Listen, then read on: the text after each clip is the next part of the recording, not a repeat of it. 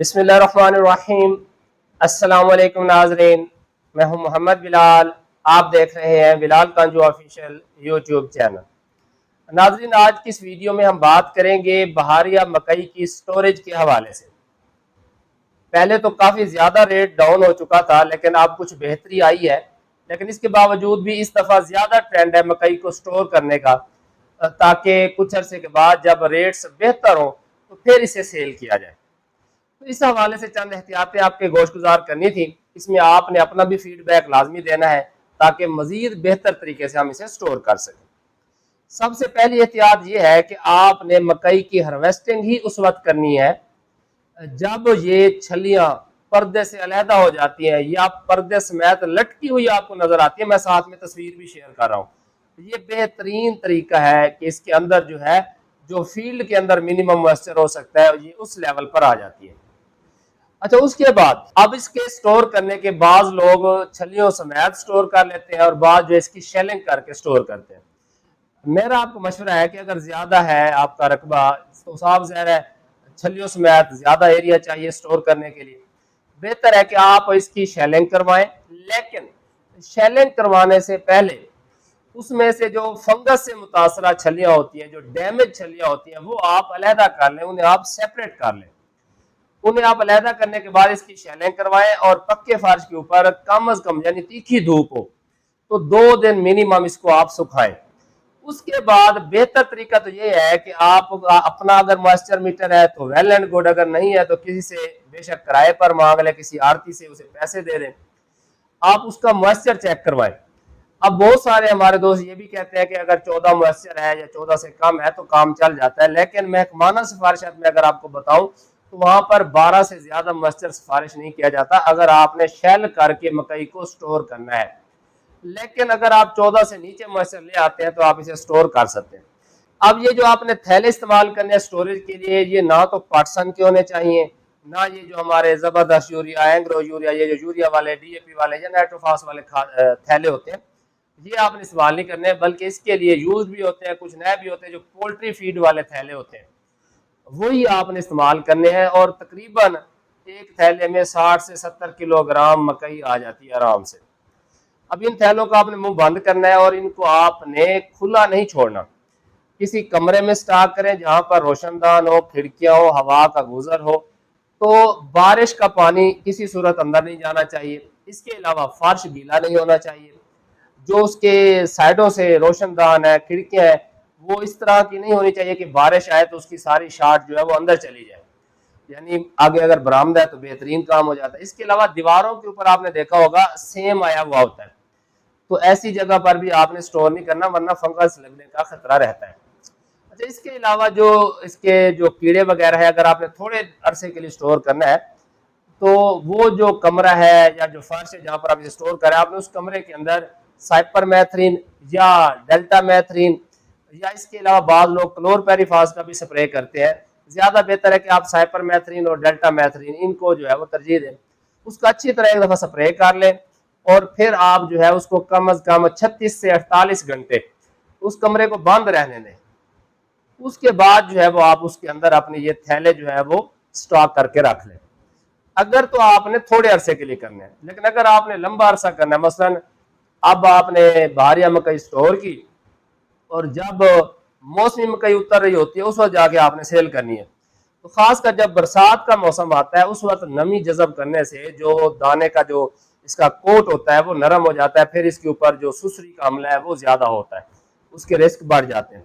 तो फिर बेहतर है कि आप इसकी धुनी भी करें, जिसे हम फ्यूमिगेशन कहते हैं। एल्यूमिनियम फास्फाइड की आप गोलियां खाकी लिफाफे के अंदर या जो टुकड़ा होता है कपड़े का उसके अंदर बांध के आपने थैलों के अंदर नहीं डालनी। मुख्तलिफ जो आपने थैले स्टॉक करने हैं उन धाकों के दरमियान कहीं कहीं पर आपने रख देनी है और 7 दिन तक कमरे को एयर टाइट कर देना है। जो भी आपका गोदाम है उसे आपने अच्छी तरह खिड़कियां दरवाजे बंद कर देने हैं 7 दिन तक। उसके बाद आपने उसे खोलना है और 24 घंटे 48 घंटे उसे हवा लगने देनी है। अच्छा, अब ये आपने खास क्या रखना है कि जो आपने ये धुनी वगैरह देनी है या आप स्प्रे कर रहे हैं, तो हमारे पास दो जो छोटे काश्तकार होते हैं वो घरों में कमरों में ही स्टॉक करते हैं, तो ये धुनी वगैरह वाला जो अमल है वहां पर बच्चों का गुजर ना हो, घरेलू आपकी जो रिहाइश गाह है वहाँ उसके साथ वाले ये कमरे वगैरह इस्तेमाल ना करें। इसके लिए बेहतर है कि प्रॉपर आपकी एक अलहदा जगह हो जहाँ पर आप ये अजनास वगैरह स्टोर करते हैं। अब मैं आपको एक अपना तजर्बा भी बता दूं। मेरे एक रिलेटिव है, उन्होंने पिछले साल भी कुछ स्टोर की थी, इस दफा भी कोई 2 एकड़ की स्टोर की हुई है। तो उन्होंने तो कोई गोलियां नहीं रखी, अच्छी तरह मकई खुश्क हो गई है। उसके बाद इसमें से जो फंगस से मुतासरा चलियां थी उनको अलहदा कर लिया, सेपरेट कर लिया, शेलिंग करवाई है, 2 दिन अच्छी तरह धूप लगाई है। उसके बाद थैले भरे हैं और स्टैक करके रख देते हैं। यानी अब उनका जो कमरा है उसी में वो 2-4 पहियां भी उन्होंने रखी हुई हैं, सोलर पर पंखा लगा हुआ छत वाला, वो सारा दिन वैसे चलता रहता है, बैठे हो ना बैठे हो।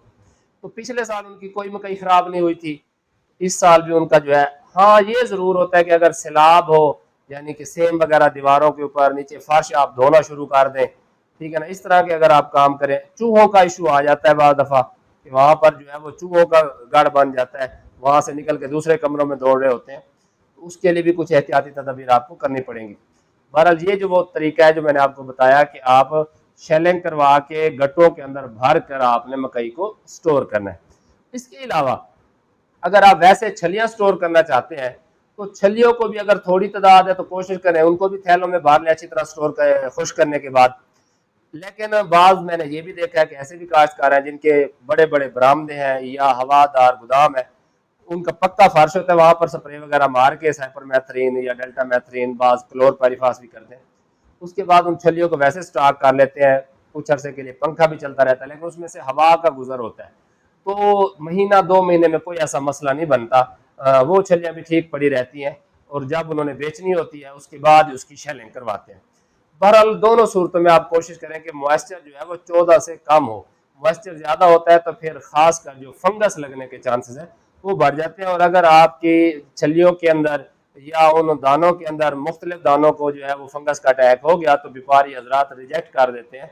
एक खास लिमिट होती है, उससे ज्यादा परसेंटेज हो तो उसका रेट जो है वो डाउन हो जाता है, रिजेक्ट हो जाती है वो पूरी की पूरी उनकी गाड़ी, तो वापस आ जाती है फीड मिलों से। तो इसीलिए वो जो वैसे परचेज करते हैं तो पहले वो छलियों की छांट करते हैं, उसे निकलवाते हैं जो रेट फिक्स हो जाए, उसके बाद शेलिंग की इजाजत देते हैं। अदरवाइज अगर आपने शेलिंग करवा के रखी हुई है और उसके अंदर से दानों के अंदर से जो है वो फंगस से मुतासरा दाने निकल आते हैं काफी सारे, व्यापारी हजरात जो है वो या तो आपको रेट बहुत कम देते हैं या फिर नखरे करते हैं, वो खरीदते नहीं है।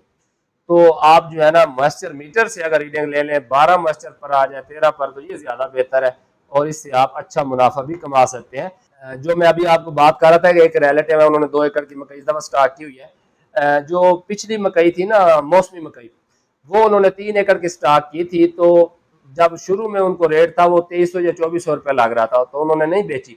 उसके बाद उन्होंने कोई गोलियां वगैरह भी नहीं रखी थी, उसे स्टॉक किया और अभी जो है वो महीना डेढ़ पहले जो है उन्होंने उसे 3000 रुपये जो है, जब नई मकई अभी आना शुरू नहीं हुई थी तो 3000 रुपये मन के हिसाब से सेल किया। तो इस तरह जो है वो काश्तकार को अपना बेनिफिट जो है वो अजीज होता है। तो अब भी उन्होंने जो है वो उसको स्टॉक कर लिया कि जब कोई रेट 3000 तक जाएगा, इससे ऊपर जाएगा, अगली मकई के आने से पहले पहले तब इसे सेल करेंगे।